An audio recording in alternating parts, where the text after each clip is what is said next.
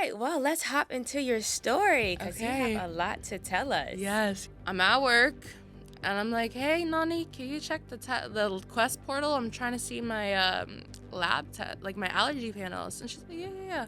We go and we pull it up and it's an HIV test. And that says we're just like for 5 minutes. Because it said reactive for HIV. HIV-1 reactive. So had you not gotten stuck by this needle and I would not have been tested for HIV, but it got into the system and the girls at work all know and they're sharing it. I get to the hospital. I have HIV. I have E. coli, so I'm considered a threat to public health. And I'm just like distraught. I am in the midst of all of this talking to the Department of Health, trying to figure out how to get these boys tested for HIV. Because you had partners that you had been with. Because I have partners. You did reference one of them that you called, and you did let us know that in between that time you had 3 sexual partners. So I called everyone. After I got out of the hospital, I went to Davis Island with my dog. I'm at the dog beach with my dad and my brother, and I go to make the phone call, and I call all of them back to back to back. And I have 3 different reactions. So the one was tested through my infectious disease doctor. So I know he's negative. Okay. And then the other boy gave me his test result. The last person who was not able to provide you with a negative test or who has not responded, do you think this is potentially who you could have contracted HIV from? I don't know. They won't give me a test result, and that's my thing. So this man is either A, dumb or clinically insane or HIV positive. He texts back, I was calling to show you, but you fucked up when you brought cops into this. Was that supposed to make me nervous or something? Matter of fact, take it to the cops today. Don't wait 24 hours. Let me know when I need to come in Tampa. All you need to do is provide me an HIV test result.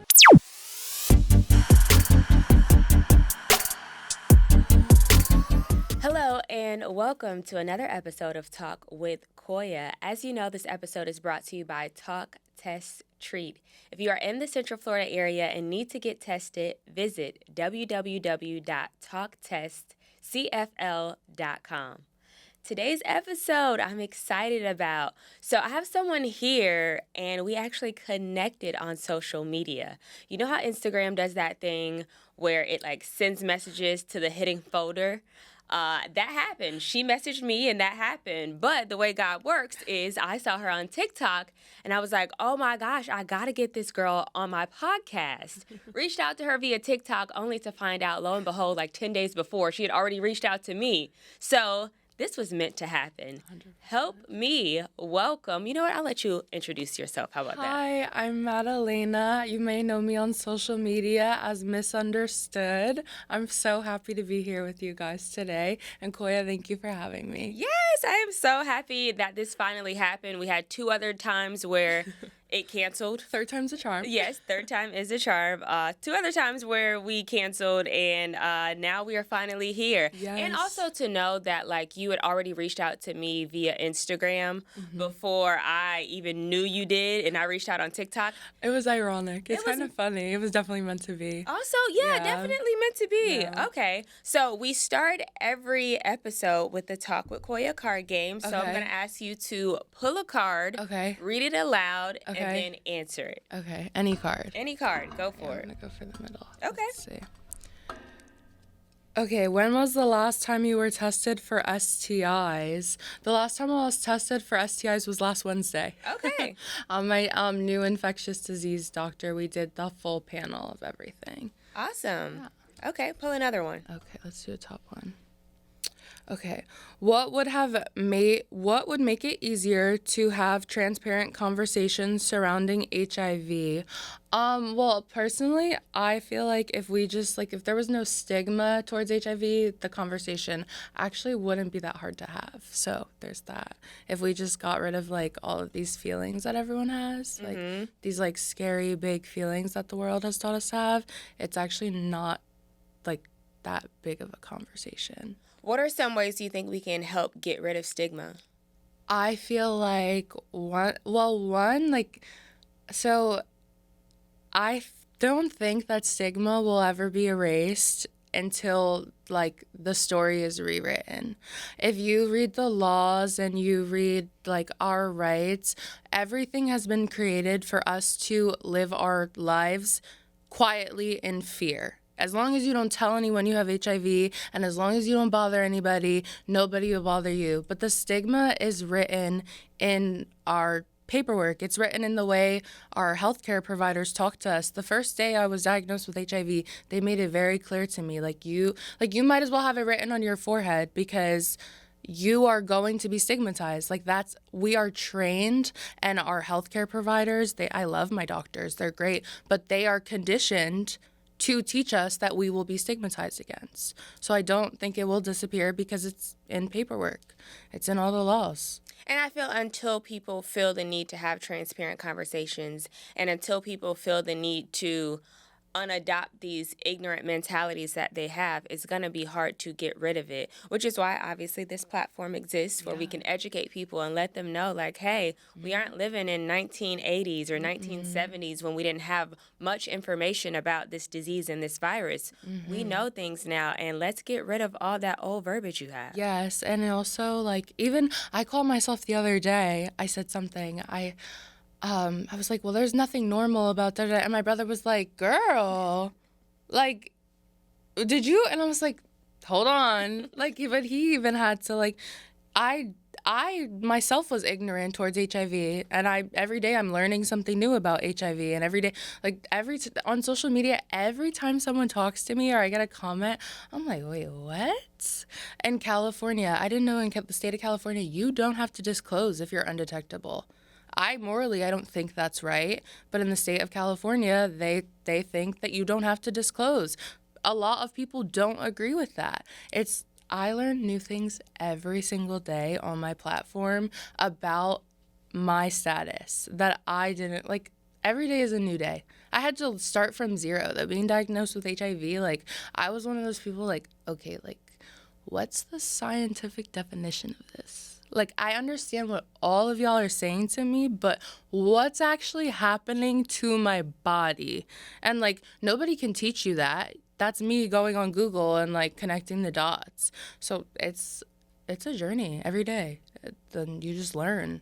I love that, but I love that you're also taking the time to educate yourself. Oh, 100%. I feel one thing I always said from the beginning, if I was going to go on, because people are very upset about my skincare routine and how nonchalant, and it was very it was audacious, I will say.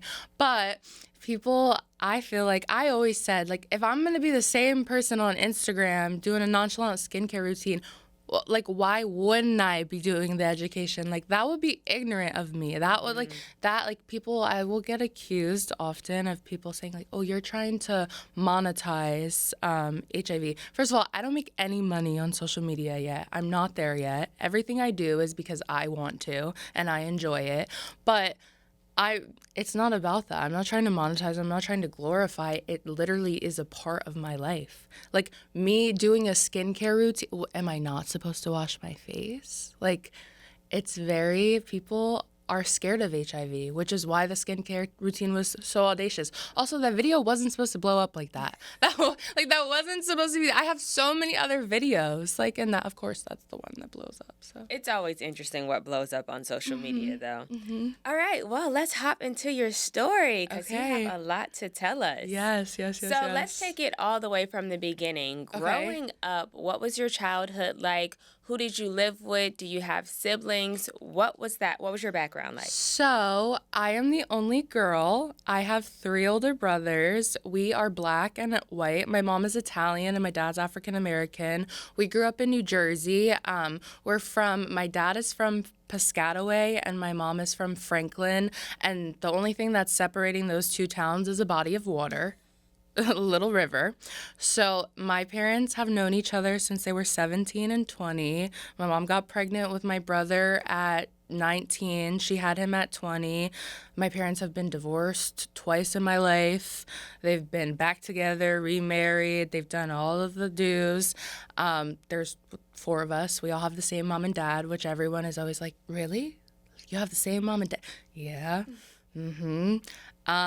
And my dad, he's a colonel in the Army. He did 25 years. So I actually grew up, my childhood is kind of weird because I had a single mom, but my mom was not single.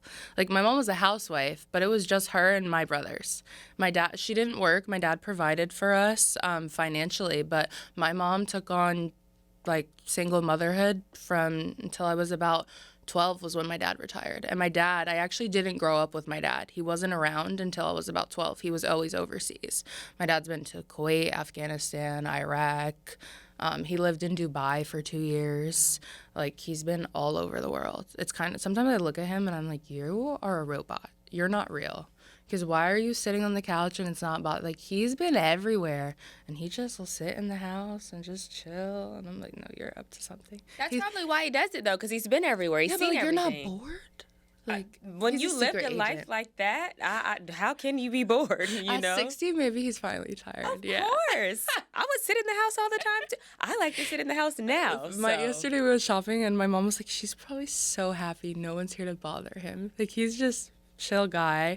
But my parents have always been like, first of all, my mom's Italian. Like, have you ever seen The Sopranos? Yes. Oh, that's my mom's side of the family. Really? Oh, textbook mental illness, the drugs, the drinking, the cursing. First of all, we always say, I always say to my mom, smoking weed on your mother's birthday. What's the matter with you? Because when you're on Easter, my brothers were got in a fight over the egg, and my brother, in front of the whole family, called my other brother a fucking gerbil. Oh, my gosh. They were probably like 6 and 8. Yeah, they're 2 years apart, those two. But like my mom's side of the family, like my mom, like we curse, the Sopranos, it's very much that. Like my friends, like they're always like, you can tell your mom is white, but you can also tell your dad is black, and I don't know how else to explain that to you. But like it's just like I live two culturally. I have two different worlds, and when they collide, it's the funniest thing ever. It's so fun. But my mom and my dad, they've been through their like I've seen their relationship, the ups and the downs, and like as far as marriage, my mom used to give me she used to buy me Uggs to give her my dad's phone password. Oh, wow. Like, we've been around, but like my parents, they're so funny. And even yesterday, like my mom was like, Jay, you remember when I used to be in Plainfield running around and you used to call me and he was like, yeah. Like, they used to give it to each other, and they love each other. One thing my parents have taught me is like, you have to be with someone who will wipe your ass. Like, everything else, all the other stuff happens, but you really need to be with someone who will take care of you. And one thing, no matter what they were going through, my parents always showed up for one another. And when it came to us, like my siblings, we were taught that family is everything. Like, blood is thicker than water. Like, there is no, like, your family, where you came from, your roots are everything. So when it comes to family, I'm the only girl. I've been spoiled my entire life. I really don't like the word no. I actually have 11 male cousins on both sides. I'm the only girl, first cousin, on my dad's side. And then on my mom's side, there's one other girl, first cousin. The second and third cousins were finally getting some girls. And I have a niece. She's 1.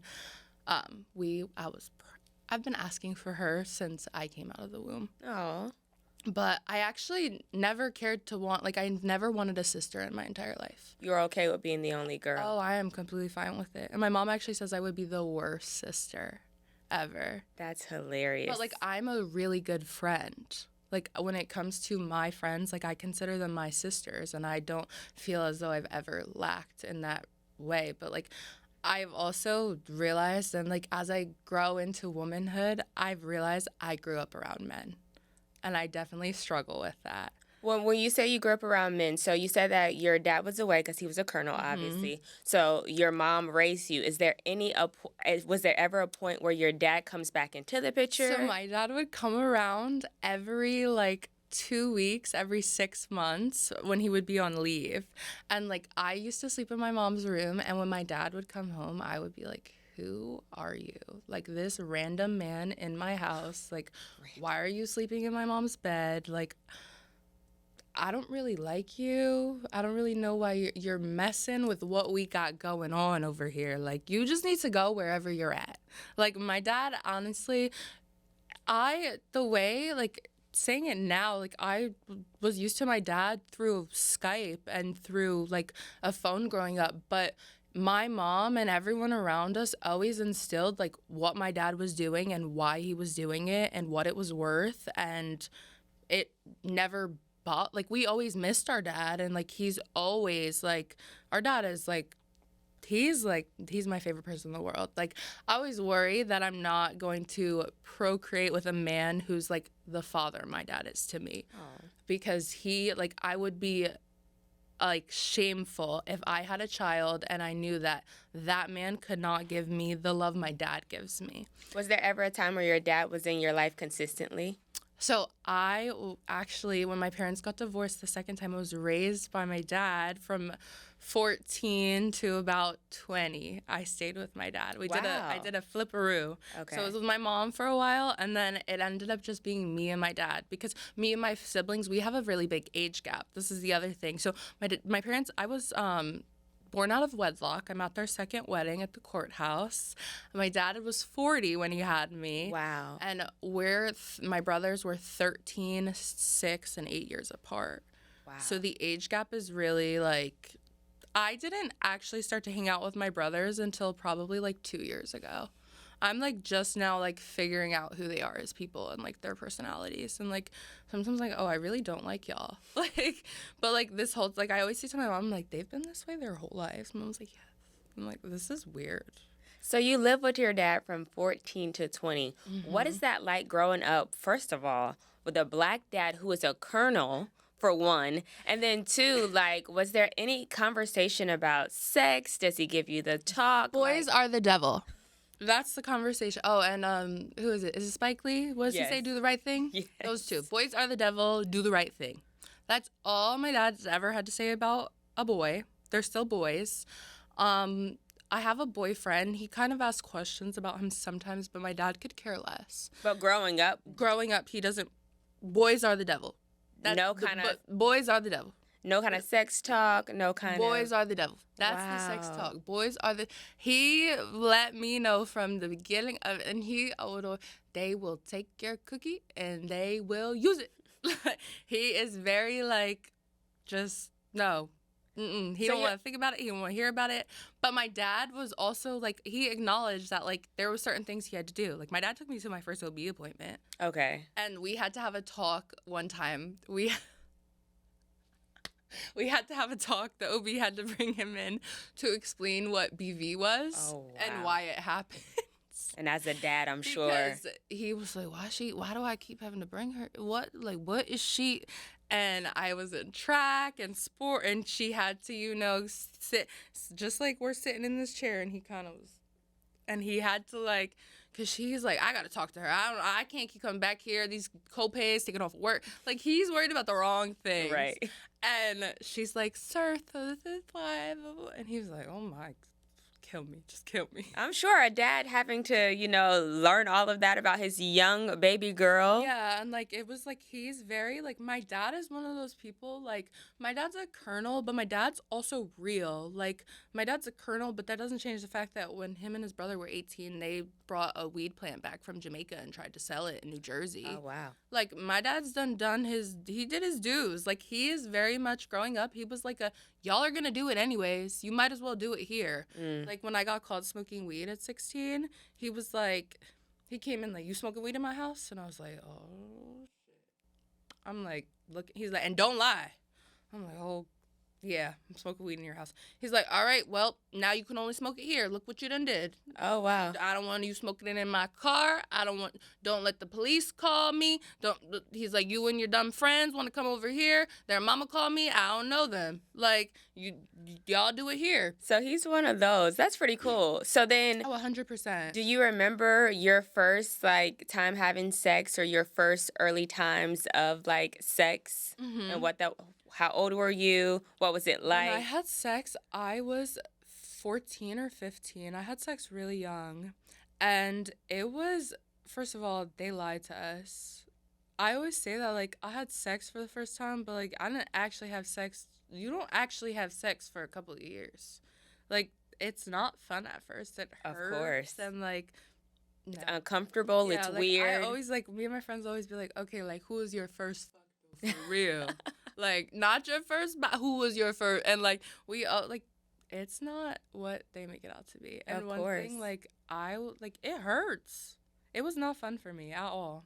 Not at all. But for me, it was definitely a trauma response. Like, and I can acknowledge that. And I do a lot of work, like, in my life I'm one of those people, I need to understand whether it's me or someone else. Like, but why? But why? And, like, I realized, like, I was looking for things that I didn't have in myself. And my dad couldn't give me that. I didn't have my mom around. So I feel like men for me, in a way, it was like an outlet at a point in life, for sure.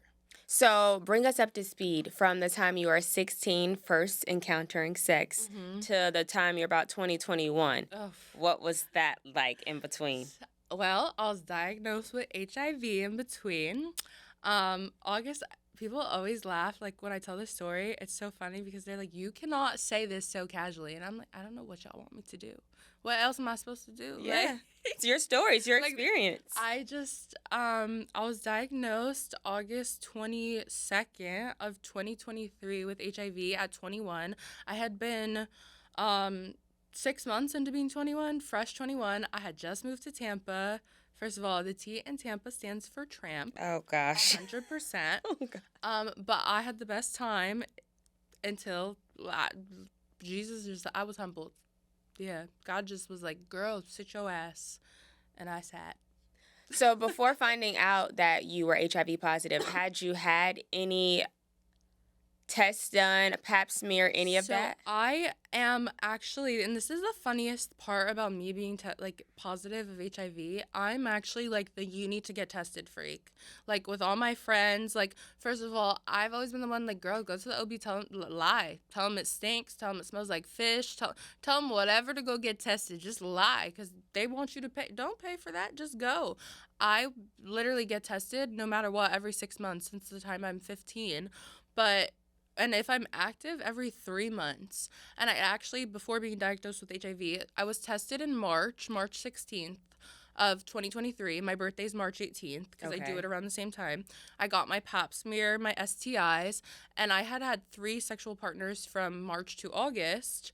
But I was tested for STIs every single time in between. I have 4 STI tests for chlamydia, gonorrhea, like the regular swab. I went to these healthcare providers and I said, I have a new sexual partner. I want to be tested. An HIV test was not recommended. And in my head, I'm like, okay, I'm telling y'all, I want to be tested I have a new sexual, okay. I feel like that's pretty, like, broad of a state, like.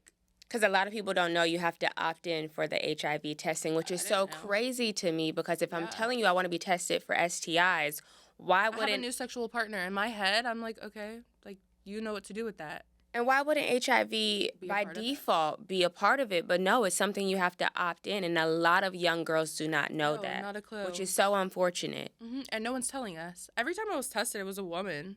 Like, it was never, like, I'm not just walking into, like, just never. And I'm very blunt. Like, I don't sugarcoat. I never have. Like, I want to be tested. I have a new, like, never a thought. So it was never a thought to me. And then I was sick for months. I was sick for 4 months, in and out of hospitals, in and out of urgent cares. And actually, this is I was just talking about this yesterday. The day that I was diagnosed with HIV, I was supposed to go into Tampa General for a septoplasty. Oh, yes. Because the cartilage in my nose, back in high school, I used to fight a lot. And I kept getting these migraines. Well, I'm sick for months. I have these fevers that we can't figure out what's wrong. We're doing all the things. I'm at a neurologist trying to figure out the migraines. I get a MRI, I believe it was, an MRI of my brain. And the neurologist is like, your brain is fine, but ma'am, your nose, you can't breathe. Like, he's like, you don't ever feel anxious or like you're going to pass out? And I was like, yeah, I thought I had anxiety. He's like, no, ma'am, like you can't breathe out of your nose. Like you really can't breathe. And I was like, oh, that makes sense. So back up a little bit. back in March of 2023, around your birthday, you get tested. You don't get tested, or you do get HIV I tested. got HIV tested. I had and it everything comes back done. negative. And I had also been celibate for 7 months. So I had just moved to Tampa. I got to Tampa in December, but before that, like, I had a big breakup, like my the breakup. So I was celibate, and I was just like, I was moving to Tampa to get my lick back. I knew I was waiting. I knew where I was going, and I did that, and then some. So you take a 7-month hiatus from sex. Yeah. And then you decide to break this hiatus. And then you have sex with your first sexual partner, who is going in April. Yeah. And he's going to be a key person in this story. We'll circle back about that. So you have sex with him, which it ended up being a one-night stand, but technically a 2-month long stand. Yes, because but was like literally, but like me and this man do not talk. Like every Friday or Saturday after we leave, wherever we leave, don't ever go to the same places to get, like, we just go do what we do, chill, and don't talk again. And I'm okay with that because I don't care. It was literally a hookup situation. It was literally that. Like, there was the reason we stopped talking is because he was being weird. And I'm like, you have a girlfriend. And he's like, no. I'm like, no, you have a girlfriend and I'm not in the business of fucking nobody's boyfriend. Yeah. It's one thing for us to be a situationship, but it's another thing for me to, one, be having sex with someone's boyfriend, and also, you're not about to do me, like, who are you? Yeah. Because, like, it's literally a situationship. Like, you're not anybody for that. And the one day he had left, he went to the store or something, and I had on, like, sweatpants or something. It was hot. I went into his drawer to get a shirt, but I had called and asked. I'm very, like, I don't play about people's. First of all, if you come into my house, I expect you to don't walk on eggshells, but know you're in someone else's shit. Yeah. So I call and I'm like, hi, like, I need a shirt. He's like, oh, help yourself. Don't worry about it. So when he says that, I just open a drawer.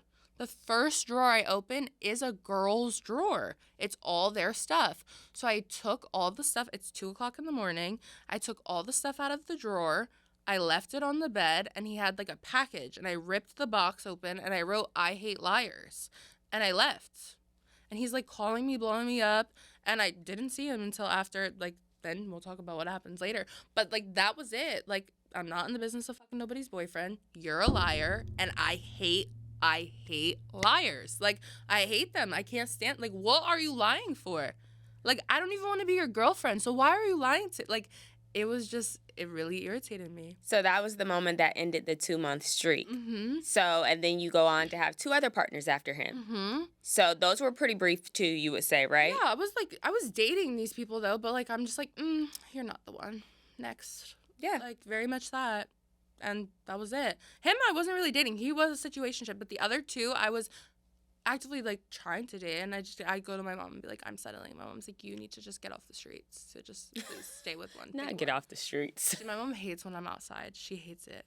She's like, oh my God, please. So between April and June, you have 3 sex partners. No, between April and July. April and July, there's a total of 3 sex partners. Yeah. But June is when you start feeling Getting your symptoms. first sickness. Yes. What was that like? June. So I was hit with this. Well, keep in mind, I have this septoplasty and I need to get this surgery. And my sinuses, I'm like chronic sinus infections, like always sick, like very much all this nose stuff going on.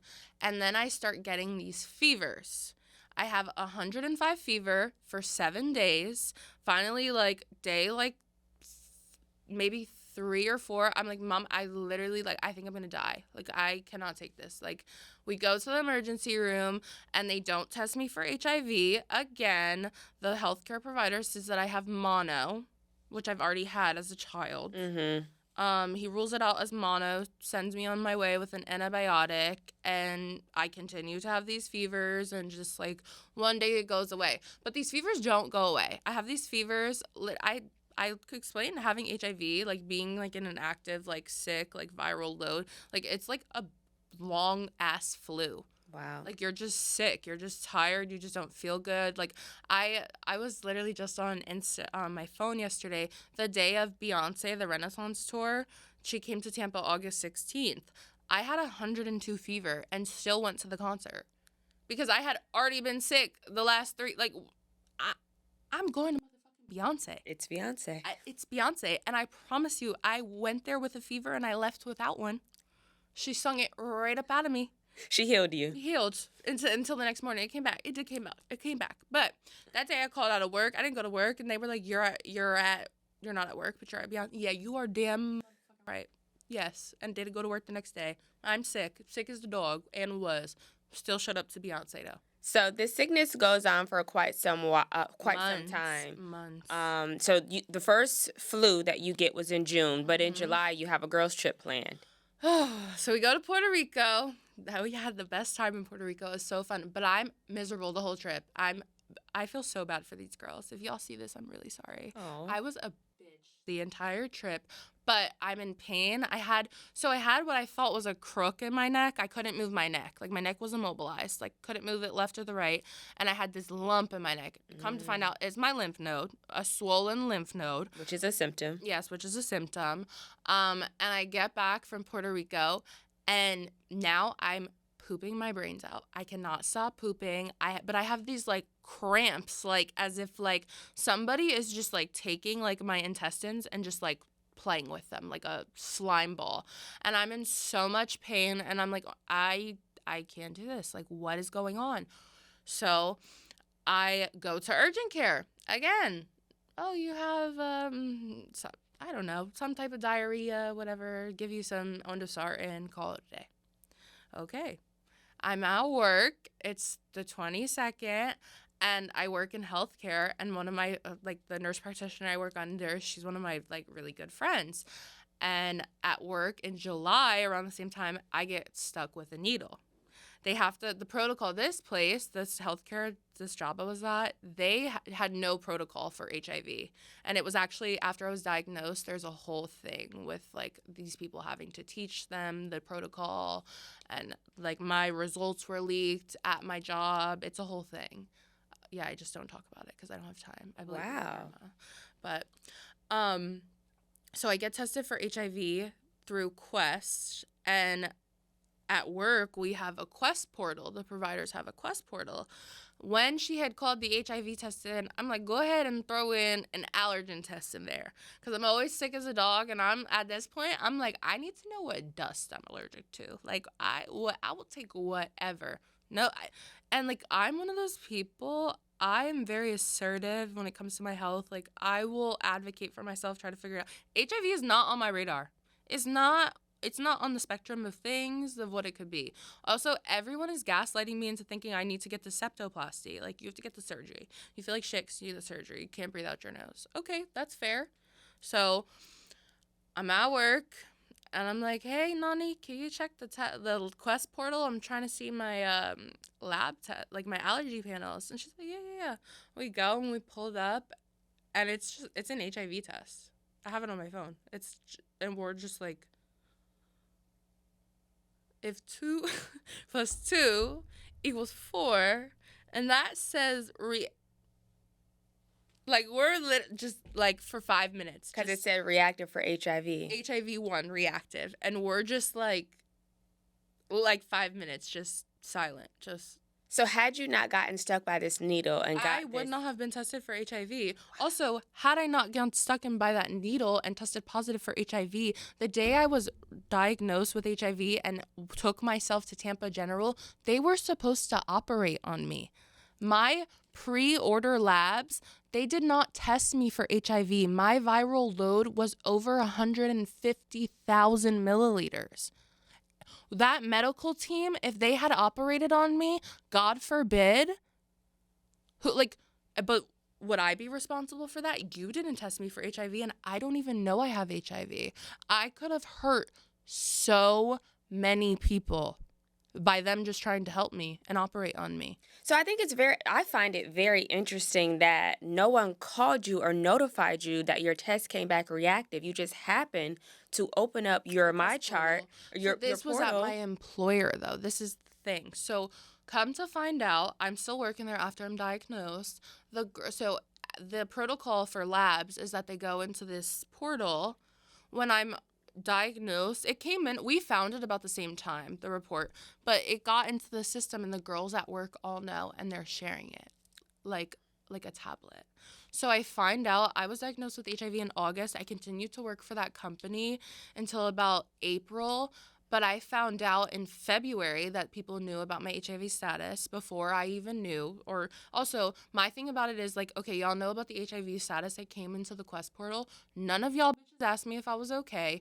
And in this employer's portal, I have no medications. They have no documentation. Like, it literally looks like y'all have an employee who has HIV and is just continuing to treat patients per your medical records and your charts. Were they reprimanded for sharing your information? I never did anything because the time and where I was at in life, like, it was like y'all are just kicking a dog when it's down. I don't have to, like, my mom, she's going to listen to this and probably find out about this. So you told no one until now. The people I was working with, like the woman who tested me for HIV, she knew what was going on. Like, I had my friends at work who were helping me and on my side, but like, no. Also, they had no HIV protocol. Advanced dermatology and cosmetic surgery is what they're called. They had no HIV protocol. They had to teach it after after everything happened. Yeah.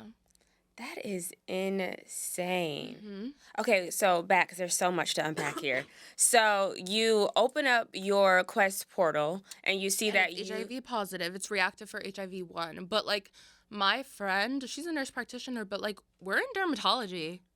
So like, she's like, you need to go to Tampa General right now. And I'm like, what? She's like, I don't know what else to tell you besides like, you need to go to Tampa General right now and like, go right now, and like, when I get out of work, if you want me to come, like, I'll come. She offered the whole day to come. She's like, I will come. Do you want me to come? And I'm like, no. I denied. Like, I sat in the hospital by myself for 16 hours. I didn't want to. I just cried the whole time. I didn't, like, telling someone and having them come made it real. Of course. So it was like, no, I'll just sit and wait. Also, they didn't have a room for me for a couple hours. Like, it was just, I got there to Tampa General at 4. They put an IV in me about 5. They didn't have a room for me until about 2 a.m. I think one thing we forgot to mention, too, is that on this girls' trip, you got E. coli. I got E. coli from the food in Puerto Rico. So my stomach is killing me. I'm in the hospital. I go to urgent care that Sunday or Saturday, I want to say. Go to work. It's probably, I think it was a Tuesday the day I was diagnosed. Like, I didn't finish the week of work for sure. I get to the hospital. I don't know. Oh, so when I'm in the hospital, they don't know I have E. coli yet.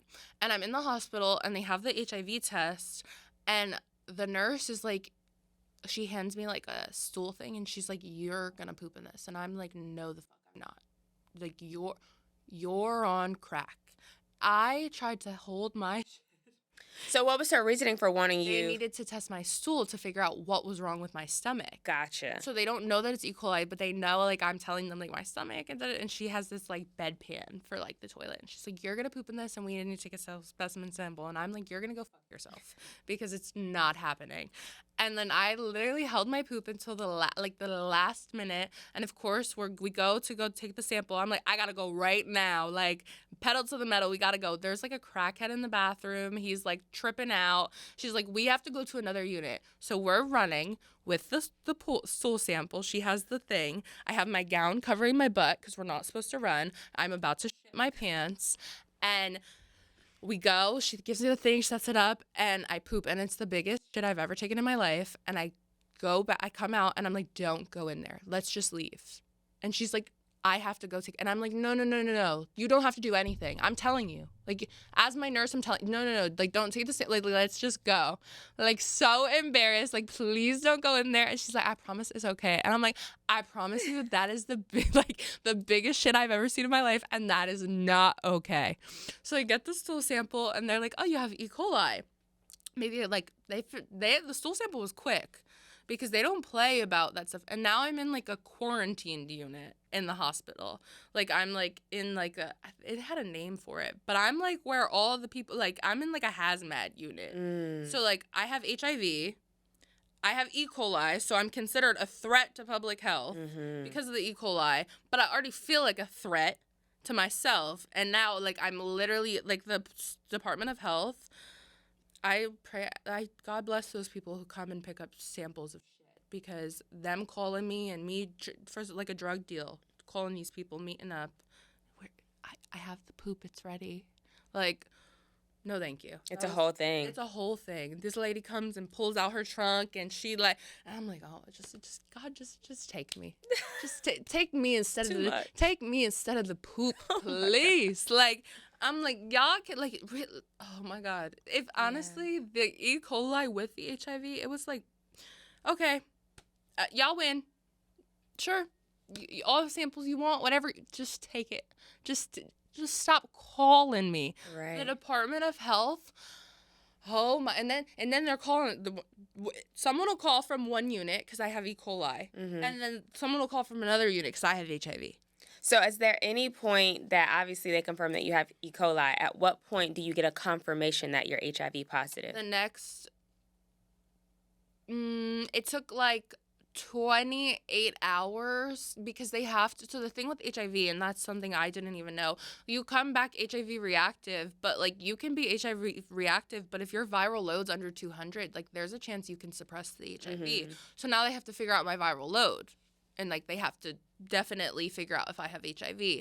So we're like waiting. We're in like this phase of waiting, and I'm still hopeful, and my parents are kind of like rooting for like, well, like, you know, like maybe like you don't have HIV, like it could be reactive, and there's possibilities, sometimes things happen.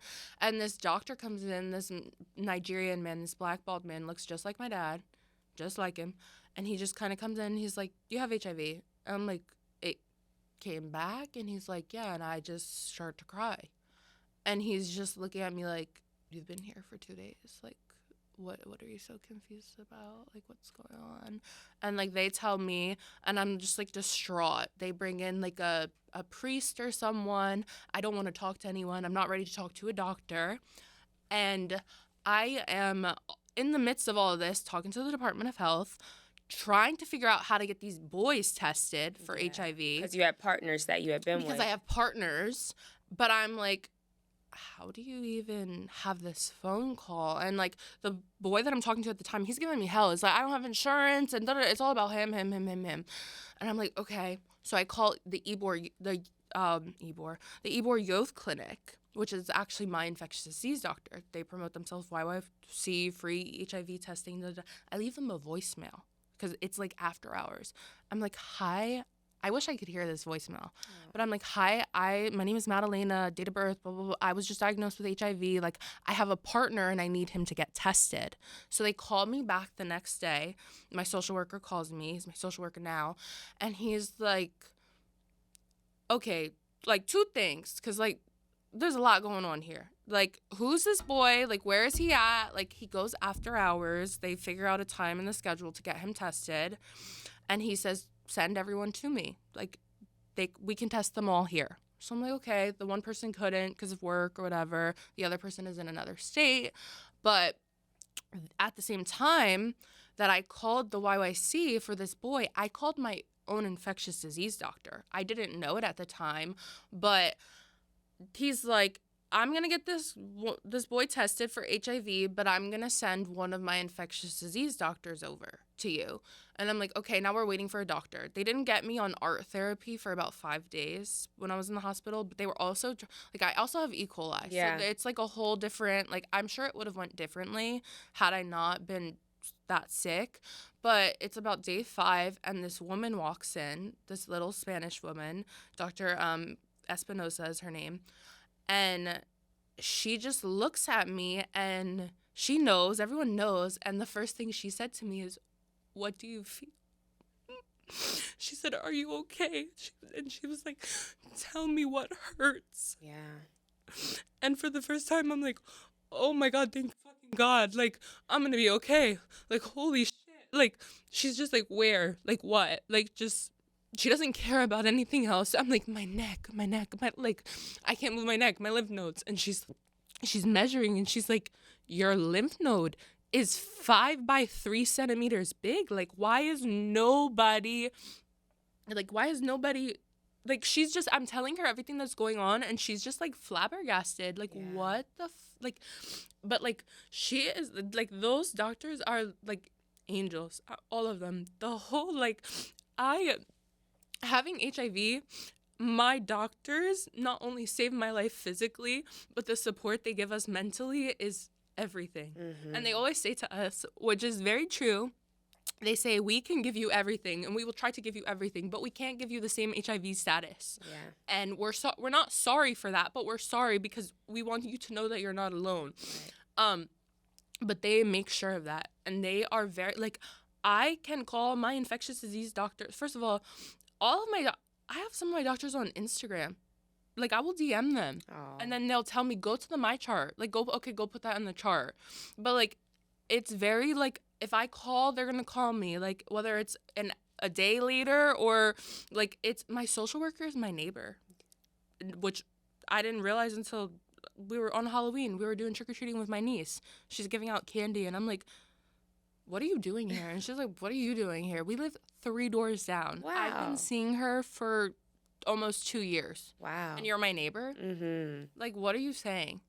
It sounds like this was the first time that someone actually saw you and had compassion and actually cared about what you had been trying to work for out. Me, it wasn't even, like, see me. What the fuck is wrong with me? Yeah. Like, I am literally sick. Like, when you take, like, I explained my first day of taking art therapy, like, taking Advil when you have a headache. Literally. Like, taking the Biktarvy, like, I was, like, once they told me I have HIV, I'm like, thank God. Like, not in a good way, but, like, you know what's wrong. Like, at least I know what, like, I have these fevers. I'm throwing up all the time. I'm just sick, like, all the time. Like, okay, I have HIV, but at least I know what is wrong with me. Yeah. I'd rather that than anything else. Like, because I was actively dying, like, every single day. And I'm going to these doctors, and no one's helping me. 4 months in and out of hospitals. Like, my medical records before being diagnosed with HIV, even, I read my patient summary the other day, like, from when I was diagnosed with HIV, like, at Tampa General, because me and my friend are doing a documentary right now.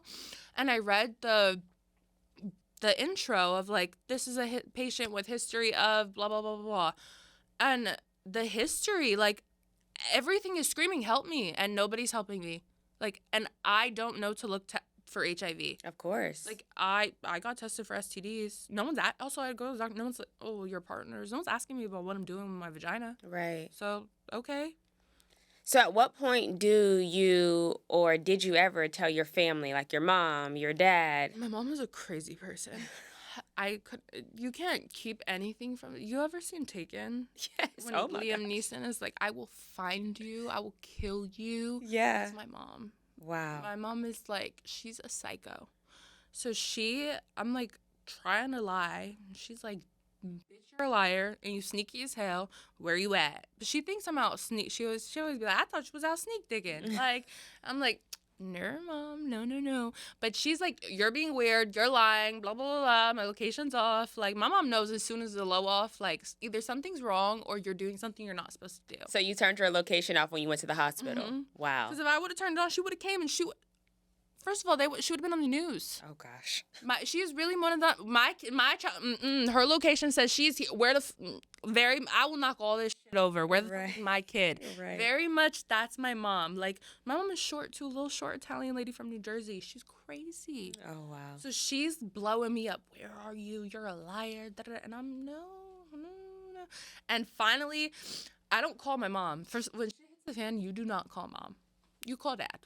Always, because the dad is calm. Dad has the sound mind. Like, my dad, he thinks with his thoughts before his emotions. He's a colonel, of course. My mom thinks with her emotions. It's no thought aside from the emotion. And that's usually what attract too, by the way, opposites. Oh, they are so opposite. Like, when something's wrong, like, I'd be praying when I call my dad that the phone call doesn't wake her up. Because, like, if she wakes up, oh my God, like, please, just don't wake her up. Whatever you do. So I call my dad, and I'm like, I have HIV, blah, blah, blah. And they're like, okay, we're coming. They got there. It was 6 a.m. when I called. They were there by 8 o'clock. Wow. And it was 8 a.m., and that was it. They never left. They took turns.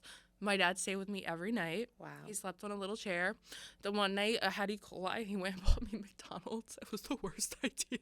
Wait, why would he do that? I wanted it. Oh, okay. I asked for it. It was on the floor. I was like, I want McDonald's. She was okay. Came back with the McDonald's. I'm like, I had to get the IV off. I'm about to shit my pants. Like, not good.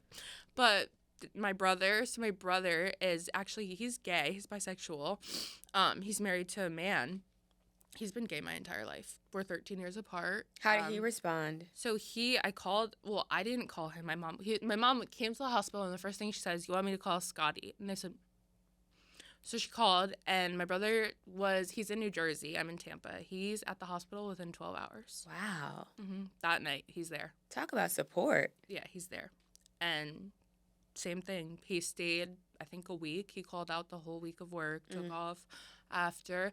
Because after I was diagnosed, this one thing that, like, it was kind of annoying. No one would leave me alone. Like, when I was first diagnosed with HIV, like, I didn't have, like, a minute to myself until, like, probably, like, month 3. Because, like, that's how, like, much support I had. Like, the week I was diagnosed, I don't remember why, but my parents had to leave. My brother and his wife came from Georgia, literally drove from Georgia to stay with me. I didn't need anyone to stay with me. Didn't want anyone to stay with me. Barely talked to them. And my brother's wife is pregnant. And they won't tell us what the baby is. And I'm like, I'm so sad. I'm gonna cry. They tell me she's a girl. Probably a week after I was diagnosed. Aww. Then she's my best friend. I love her. But I want her so bad. So bad. And, like, God knew, God knew that I needed to know that baby was a girl. Like, 100%. Because, like, that changed so much for me. Like, it's like, okay, I have HIV, but, like, my niece is coming. Like, my baby. Like, so everything is so, like, meant to be, like, in a sense. And it's sad to say, and some people are like, I feel so sorry for you. But, like, it really, like, when you look at it in a bigger picture, it's all meant to be. Like, in some weird, fucked up way. And I'm okay with that. Like, everything, like, I believe everything happens for a reason. I really do. Like, and I do think that, like, a lot of people, and I always say this, like, people can say whatever they want about me, but if they were in my shoes, they would crumble like a cookie.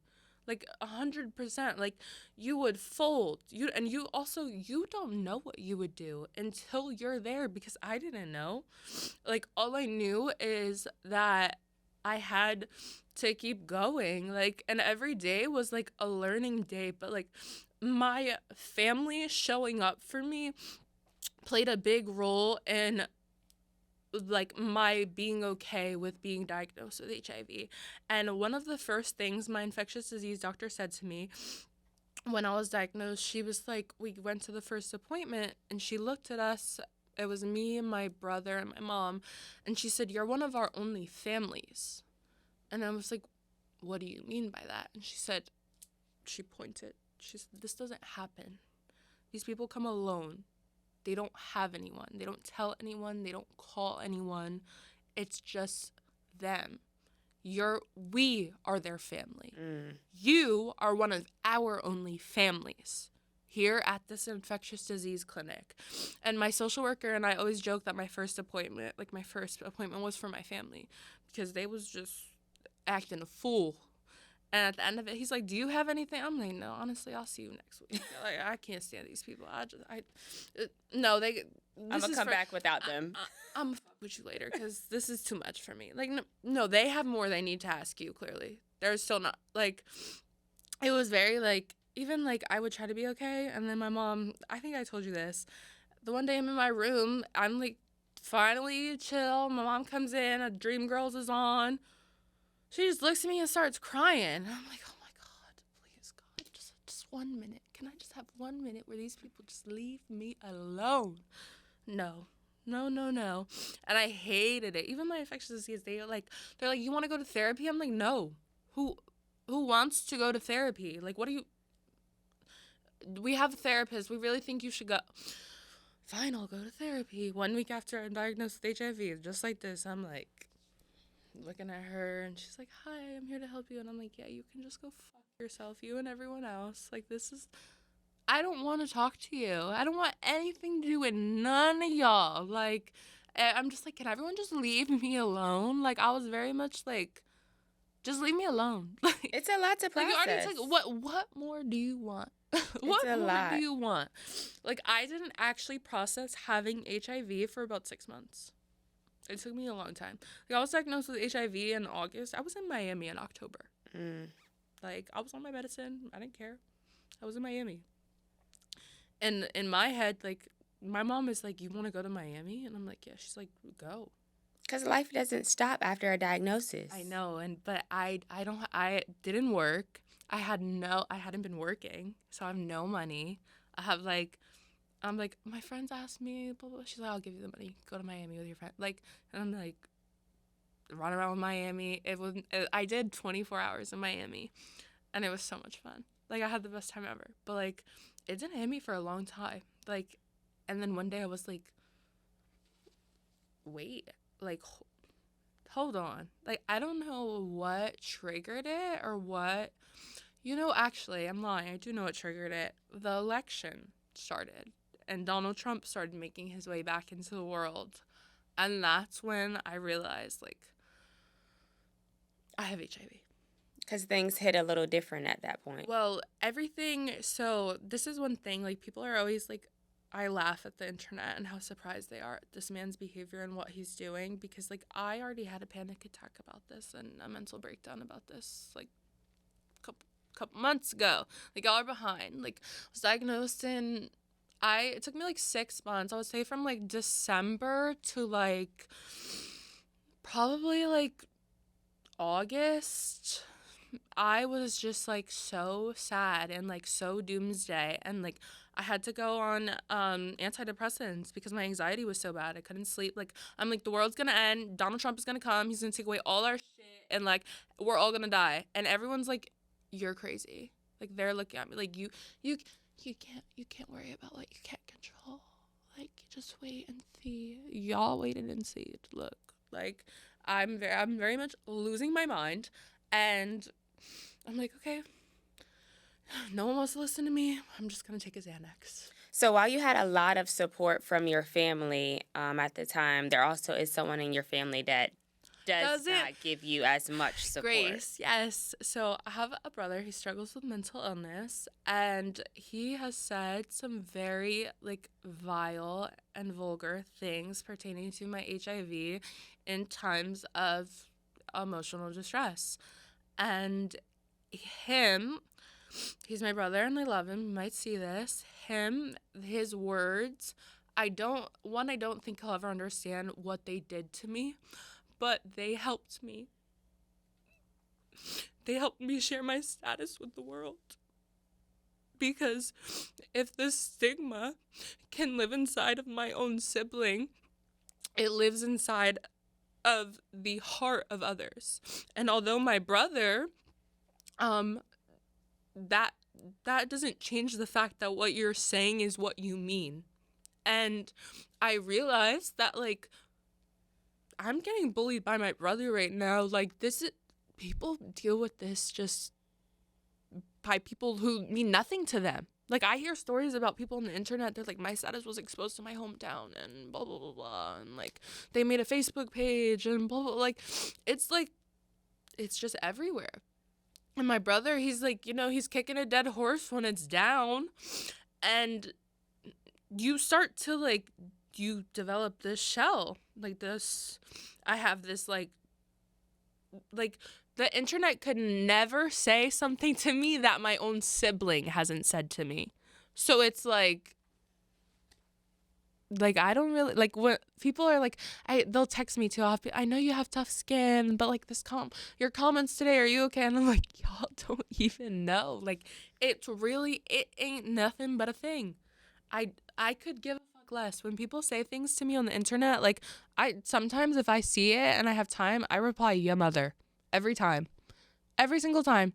Because, like, you could be ignorant and I can be childish and that's okay. But, like, and now you're mad. Like, Yeah. you were mad from the beginning. I never cared because, like, there's nothing a stranger could say to me that my own sibling hasn't.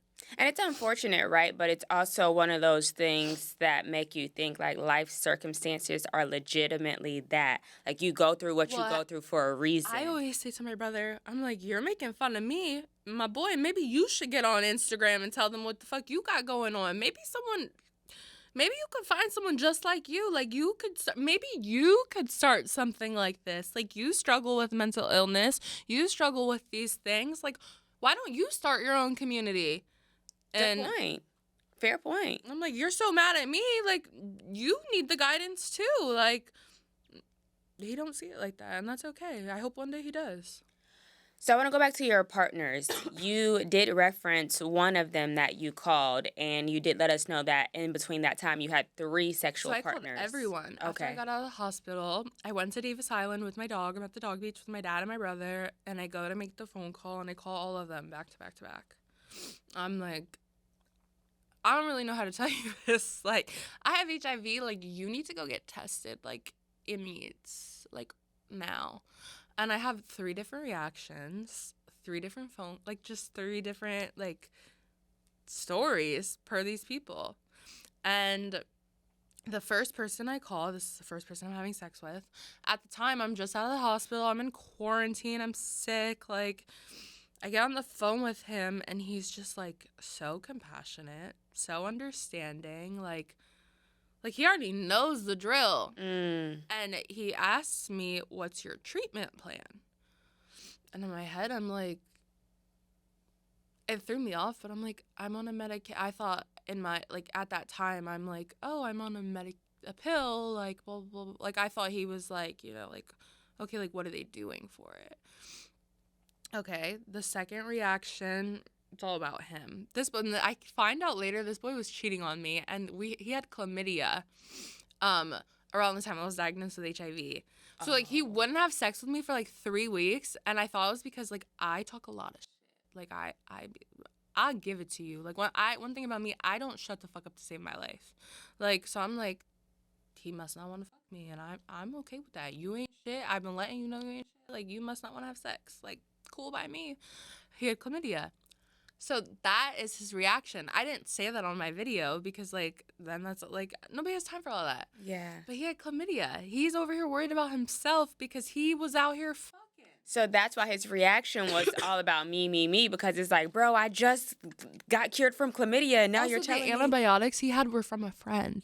So he didn't even go to, like, No. legitimately. Oh, my God. When I sent him, he went and got, like, all of the testing. He hadn't had it. And I'm over here like, okay, like, we could put that. I don't know he has chlamydia, but I'm like, okay, we can put it on a fucking like, bro, what do you think there's fucking credit for? Yeah. Like, I'm the type of person, like, if I call you and I'm like, hi, I have HIV, like, and you're like, I can't afford it, I'll pay for it. I'll put it on a fucking credit card. I don't care. Like, you need to protect yourself and protect other people. Like, It's not about, like, all that money shit goes out the door when it comes to someone's life. Like, and your health. Yes, and your health. Like, whether, like, you're being an asshole to me, and in this moment, I think it's because you're scared and you don't have insurance, and that's all real, and that's okay. But, like, we can figure it out. Like, you cannot cry over spilled milk. And the third reaction, he was just kind of innocent. Like, what does this mean? Like, like, I said in the video, what is HIV? Not actually what is HIV, but, like, what is HIV? Like, what do I do? Like, what's going, like, okay, like, you have HIV. Are you okay? But, like, what does this mean for me? And what does this mean for you? And, like, I don't understand. Like, okay, you're telling me you have HIV, but I don't really understand what you, like, what's going on? Like, he is kind of just, like, clueless. Like, So you did notify all 3 of them at and I told the Department of Health. Florida Department of Health calls, and they're like, who's so-and-so? And I'm like, this is them. This is their phone. I don't play that. Like, when it comes to, like, there's a difference between being a snitch and protecting someone. Yeah, this isn't snitching. No, this is not a form of snitching. No, I'm like, this is them. And even the Department of Health, like, when the way I just gave up their names, they were, like, shocked. Like, someone told me on the phone, oh, thank you. A lot of people don't report. And I'm like, what? I'm, like, confused. I'm like, what do you mean? Like, she was like, you'd be surprised how many people, like, won't tell us. And I'm like, oh, okay. So after you tell them, what do? Do they go get tested? So the two people get tested. This third person, he's in Texas. So from my understanding, at the time, you tell Florida, and Texas calls Florida. Or you tell Florida, Florida calls Texas, Right. Department of Health. And it's up to Texas to find him because HIV laws, again, the laws are written to be stigmatized. It's per state. So I say, hi, Florida, I have HIV. At this point, I don't even believe this man gave it to me. And I still don't have proof that this man gave it to me. But I'm texting him. He won't give me a test result. And I'm like, okay, fine. Did the other two give you a test result? So the one was tested through my infectious disease doctor. So I know he's negative. Okay. And then the other boy gave me his test result. He did like a swab or something online. And to be clear, the only reason you're wanting to know if they're positive or negative is because you want to figure out how you contracted HIV. I actually don't care. I don't want anyone else to have HIV. Well, I'm saying you're not caring about their status so much to go tell it or to whatever. Oh, no, I don't care. I don't want them to have sex with Right. another woman and give them HIV. Correct. I could care less. I'm not even... what's it going to change for me? I still have HIV. Yeah. Like, I just need to know, like, you're not out here having sex with someone else, and God forbid, like, you should want to know, like, I was just sick for 4 months and almost died. Like, right. This could be anyone else. This could be anyone. I don't want anyone out here sick. Like, the conversation I was having with my brother the other day, I was talking about how people will not take... I was talking about the man that we're going to talk about. And I was like, well, there's nothing normal about being HIV positive and running around with an active viral load. And my brother was like, no, you're normal. Like, don't talk. And I was like, no. I'll say it again. I'll say it one more time. There's nothing normal about being HIV positive, knowing and walking around with an active viral load. Like, I feel like because people, like, HIV, even there's advocates and people I see on the internet, like, people believe that because you have HIV, like, you're allowed to say whatever you want and you can be ignorant and, like, people are supposed to walk on eggshells because of you. Like, you can be HIV positive and still be harmful to society, whether you're taking your medication or not. Especially if you're actively having sex with other people. Yes. Like, I don't know what you're doing and you're in another state. So I tried to get the results from him on my own before I came out with my status, maybe once or twice. But, like, I have other things going on. I'm not, like, I did my part. I report you to the Department of Health. Like, I did everything I can for every single one of these people and the best that I knew how to. The last person who was not able to provide you with a negative test or who has not responded, do you think this is potentially who you could have contracted HIV from? I don't know. They won't give me a test result, and that's my thing. So, like, the one day, and the way he moves and his behavior in our conversations, I'm not going to say he's HIV positive because I don't know. I don't have the test result. I'm not here to throw around. I'm not here to, you have HIV. That's not what I'm here for. But if you were so concerned about clearing your name, you would have already provided me an HIV test result based on our messages. Every single interaction with this man is on my Instagram. I don't talk to him. Like, I only pursued him because the internet made me feel ignorant. Like, girl, you doing a skincare routine, you didn't focus on dude enough. I'm like, okay, let me spin the block on him. And then from his reaction and, like, people encouraging me to, What was his reaction? The story time from his reaction and me saying, like, oh, what's your treatment plan? And being like, I don't know, it's kind of weird. And then all the comments on the internet, people are like, you should go into, like, look into this more. And then his reaction from the DMs, I can read it. Because you sent him a DM saying, hey. Our DMs are actually, like, this man is either A, dumb or clinically insane or HIV positive. Like, it's for someone to do what he's doing. And the one day he was like, I leaked his phone number. So the one day he's messaging me and he calls me, he has my number. He calls me 4 times, but he has caller ID. I don't answer because I see the caller ID. And then he texts me, what's your number? And this is February 7th. I'll read from the top. December 10th. Hi, could you send me your negative HIV test results? I understand that I shared my status with you a while ago, but you've never provided your results, and I need to confirm that it wasn't you. So this is December 10th of 2024. I was diagnosed with HIV August of 2023. I had asked him for the results maybe twice before this. Okay. I don't have his number at this point either. This is all an Instagram DM. Okay. It's February 7th. He doesn't answer that message from December 10th. February 7th, 2 months later. This is my third time reaching out to you because I've messaged him on iMessage for the results. This is my third time reaching out to you. I've given you much grace considering you won't provide me an HIV test result stating that you're negative, and you've had the opportunity now 3 times. I'll be taking matters into my own hands. He texts me back. That's at 7 a.m. He texts me back at 12:27 p.m. Then that's when he calls me, though. He calls me 4 times. I don't answer. I get a text from him. What's your number? He's called me. The caller ID comes up. I see that he calls me. And I say, there's no need for my phone number. You can send me the negative test results proving that you don't have HIV. We don't have anything else to talk about. I said, you'll have 48 hours. I'll be making a formal report to the police or exposing you on my social media pages. I said, I'm happy to provide my doctor's fax number if you'd like your doctors to fax over your medical records as well. He texts back, says, I was literally calling to show you. He called me on Phone, not FaceTime. what can you show me on a phone call? That's one. I was calling to show you, but you fucked up when you brought cops into this. Was that supposed to make me nervous or something? Matter of fact, take it to the cops today. Don't wait 24 hours. Let me know when I need to come in Tampa, because this man is in Houston, and go to the station and I'll be there. Why are you so ready to go to the police station in Tampa and come to Tampa? All you need to do is provide me an HIV test result. You don't need to come to Tampa. Like, I'm tired of talking to you about the same shit, is what he says. How many people do you talk to about this? Because we've not talked. You have not replied to me. And then he says, I hope you are putting in the same energy with the other niggas you were sleeping with at the time. After all this is cleared, I need you to never hit me up again.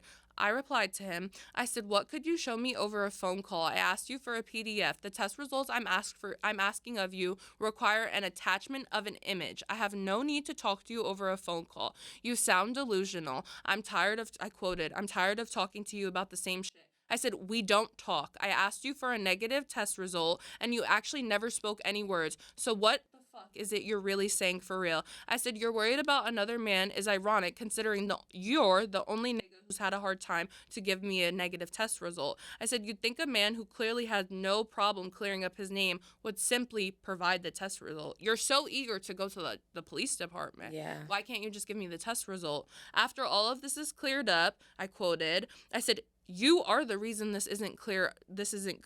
Send me an HIV test that's negative. What's so hard about that? ? Doesn't answer. So now I'm mad. I'm like, okay, two could play. I go on Instagram. I post his number, which is public record, on my page. He then DMs me. I have to go to where it is on my page. He DMs me something about leaking my number. This is defamation of character. You ever heard of defamation of character? He says, sending out false information about me, posting my public information as well. Have you heard of defamation of character? What is false about posting our DMs and interactions? There's nothing false about that. You're a narcissist. Also, you're right. I posted public record. There's no crime in posting public record. There's no crime in that. I found your stuff on Truth Finder. You have a caller ID. Take it up with your phone service. That's not my issue. And then he says, have you ever heard of defamation of character? I don't answer. I post that, and then he puts that on vanish mode.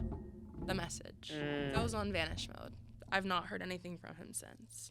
So this man, sorry, he moved from, this has nothing to do with it, it's just suspect. So he moved to the United States at 18 from Nigeria.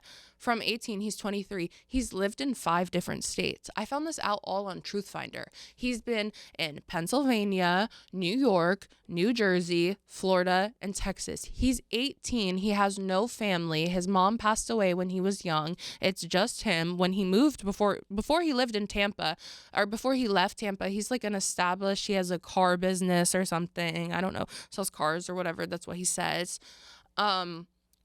like his life is so established here and he's so like in Tampa and then just abruptly moves to Texas.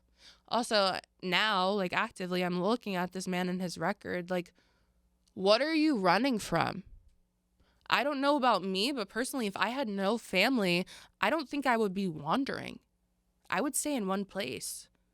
Like the family, he had like a, what's it called? Like a host family in PA.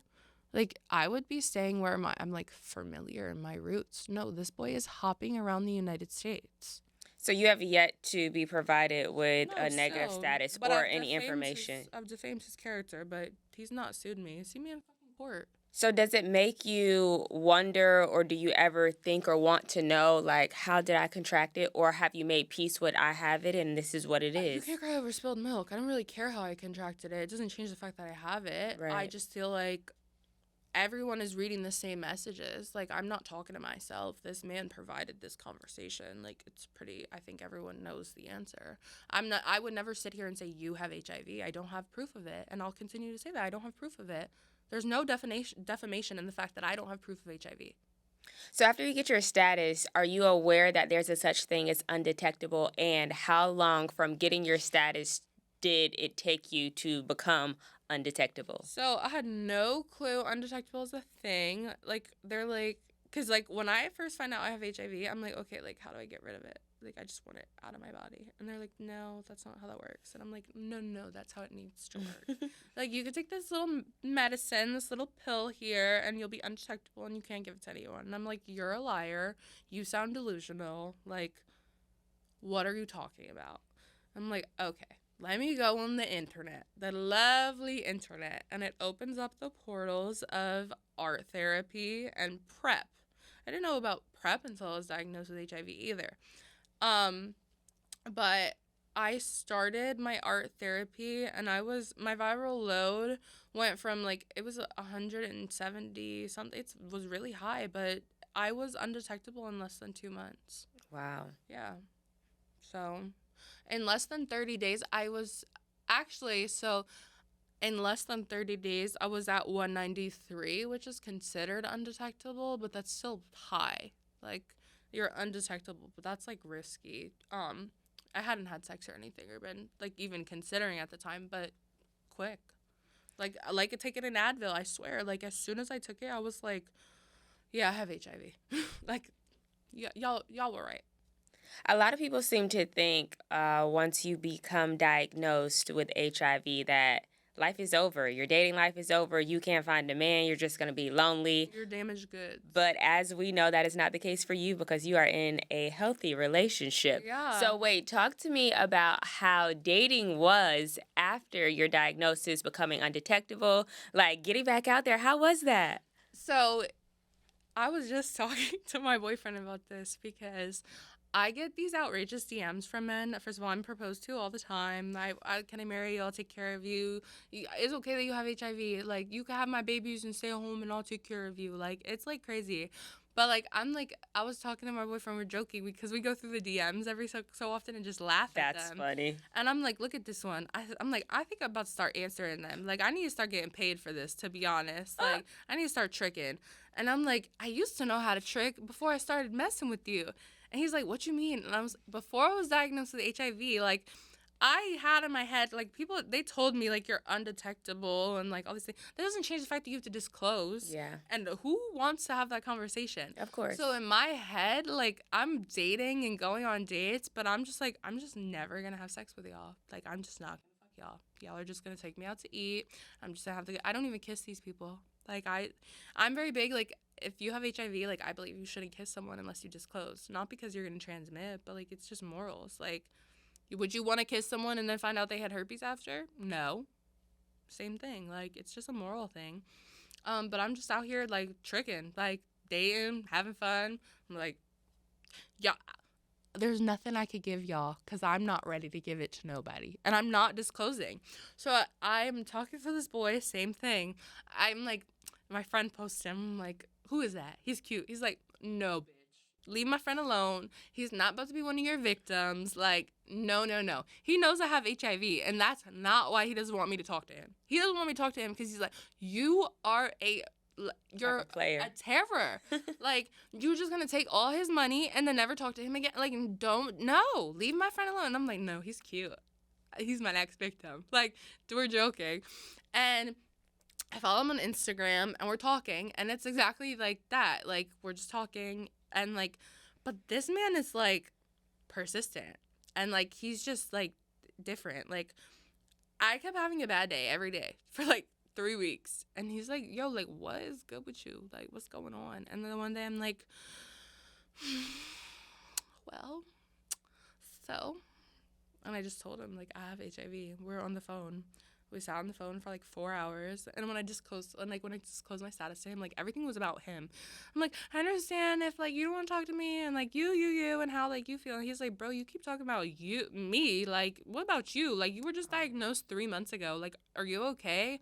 Also, like, he's like, I'm kind of shocked right now, like, that you deal with this. Like, I've only talked to you for 3 weeks, but like, I've only talked to you for 3 weeks, and like, the way you handle yourself, knowing like this is this fresh to you is crazy. But also, like, on the like internet, like in life, like, he's like, you should be proud of yourself for like, he's like, he was kind of shocked, like you have HIV, like, but you, like, how do you do that? Yeah. Like, and that was it. So was he familiar with HIV? Was he familiar with undetectable? Was he educated in anything in that arena? I don't know if he was, because he was so understanding. If he wasn't, he was after. Like, I don't know. That's a good question. I should ask him. I don't know. I mean, he doesn't know. He knows now. Obviously. But before, it was always understanding. So he never cared to tell me what he did or didn't know. And I only ask that because a lot of people's fears and a lot of people's reaction is a lot of times out of their ignorance, right? The things that they do not know. So that's why they respond the way that they do. So but his response was very... Well, one time we got into a really big argument. I got caught up, and we got to a big argument. And we weren't dating yet. He's like, I cherish you, and da da da da. And I'm like, what are you talking about? Like, the way you act, like, what are you saying for real? Like, you saying this, but your actions are saying one thing. And he's like, I want to tell you something. And I'm like, what? I'm a bitch. I really am. I can't help it. I've always been that way. Like, when it comes to men, I grew up with brothers. Yeah. So I really, like, he's a good man, Savannah. Good man. But I said, the one day we're going back and forth, and he's like, and I'm being a bitch. I'm like, I'm 10 toes in this fight. And he's like, the day that you told me you were diagnosed with HIV and the day I chose to have sex with you without a condom was the day I told myself that if I came up with HIV, I'd be okay with only being with you for the rest of my life. Oh, wow. And I'm like, why didn't you say that? Now you feel bad. Now I feel bad. Now I'm like, I'm a piece of shit. Wow. Yeah, but that's like, he told me that probably like in November, maybe. That was a couple of months ago. Wow, that's beautiful because you do not get a lot of those type of reactions. No, and even like PrEP, the one day I was like, there's a thing called PrEP, da-da-da-da. And he was like, well, I do now from your videos. You never told me about it. And I was like, listen, Mr. Black man who hates the doctor, who doesn't believe in medicine, who da-da-da-da-da-da. And I'm like, would you even take it? And he's like, would it give me symptoms? I'm like, maybe. Nope. I don't want no symptoms. And I'm like, oh, well, now you know it's the thing. If you would like to go on PrEP, we could figure that out. Well, good for you for educating him about that. So we know that you're very vocal on social media about your status, about just educating people and being vulnerable enough to tell your story. Do you have any other aspirations of doing more activism in the arena of HIV? So I personally, my goal in life, I would love to open up a nonprofit for children. Wow. For kids and like youth, like from like 13 to like 21 was like pivotal in my life, and I'm only 23, but like those years are like everything. I would love to open up a nonprofit or work in a school or be like some type of counselor. But like one thing, like my healthcare providers always said to me, like, we can give you everything, but we can't give you another HIV status. And I feel like not for everyone, I wouldn't disclose to all my patients, but how I'm sitting here talking to you, I just know there is a ton of souls who would just benefit off of the fact of me, like, them going on and me saying, like, at the end of it, like, I have HIV too. Like, they'd be like, huh? Like, oh, thank God. Yeah. Like, somebody, no, because, like, that was, like, my thing with being diagnosed with HIV. Like, I'm looking at the statistics, and it's, like, a lot of people have HIV, but where the fuck are they at? Yeah. I can't find them. Yeah. It's only me. Y'all are telling me 1.2 million people in the United States live with HIV, and as far as I know, I'm the only person in my life. And I know a lot of people. I got a lot of followers on Instagram. I've been on TikTok a long time. Like, y'all are lying. Yeah. Or we're lying. We're lying. So that was, like, the thing for me. I just felt like, why am I sitting here like this when I'm really not alone? Also, what do I have to lose? Yeah. Of course. Like, and so what I said to my boyfriend, I'm like, hi, because he's pretty supportive, and I'm like very like, I'm stupid, like the way I communicate. I'm like, hi, I have a question, just random. I'm like, if a stranger walked up to you and was like, your girlfriend's a whore, she's got HIV, what would you do? And he's like, what? Like, what are you like? He's like, where do you think of these things? I'm like, I kind of want to tell the world about my status, but I need to know, like, How you feel. about that. Like, or, like, maybe it's, like, his little sister. I'm like, what if your little sister, like, or, like, one of her friends, or, like, are you okay with that?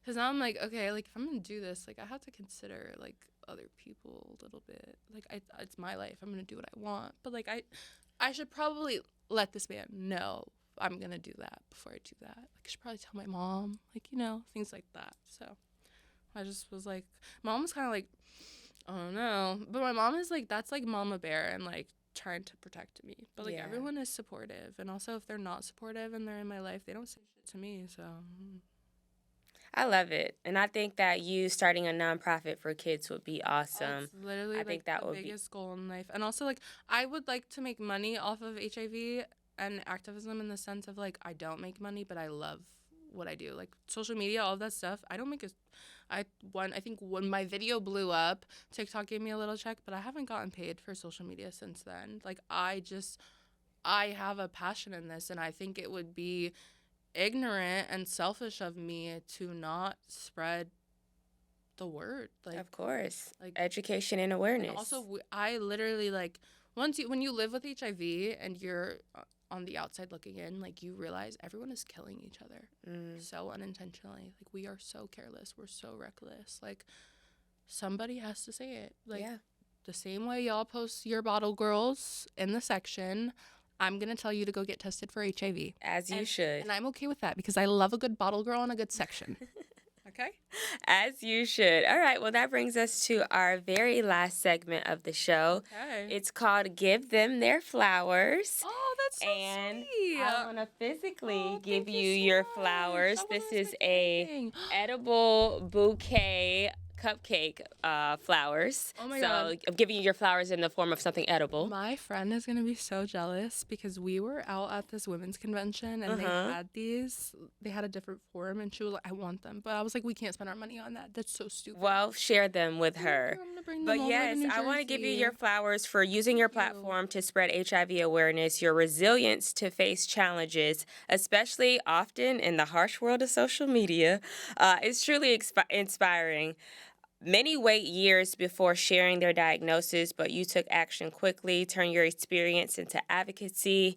And beyond social media, you have aspirations to now open up this organization for kids one day. I want Misunderstood to be like a place where you can just go and be misunderstood and sit and, why are you here? I don't know.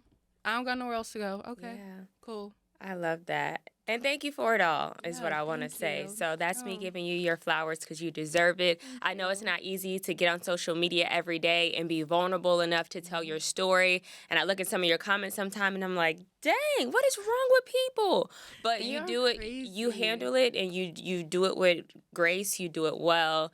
And I want to say, never stop being you. Keep being unapologetic. And we have influencers out here who are making thousands of dollars from their life experiences. Why are you not able to do the same thing about something that is your Because actual life it's experience? stigma. I always say that. I'm like, y'all are making the wrong people rich. But I actually genuinely believe, like, I'm a big, like, firm believer in, like, timing. Like, I literally every day, like, my mom is like, what do you do? Because, like, right now I'm not working. Literally, my account just got overdrawn today. A doctor's office took, like, $250 from no-show fees because I've been with them for, like, 2 years. I didn't know I had all these no-show fees. And, like, I lost my job last month. I'm moving. And, like, but, like, my mom is like, you don't care. Like, she's like, my mom is the one taking your account. And I'm like, I genuinely believe that, like, timing is everything, and, like, it will come at the right time. It Like, will. it really will, and, like, I'm okay with that. Like, she's like, "You're just so, like," and I'm like, "I'll be alright." Well, if people wanted to follow you on social media and learn Yes, more about you and check out the content that you create, let them know all of your social I will. accounts. Okay, so TikTok is misu dot understood 11, and then Instagram is mis.u dot understood. If you notice, misunderstood is spelled weird. It's literally mis.u dot understood, but it's because u equals you, and undetectable is untransmittable, and HIV is very highly misunderstood.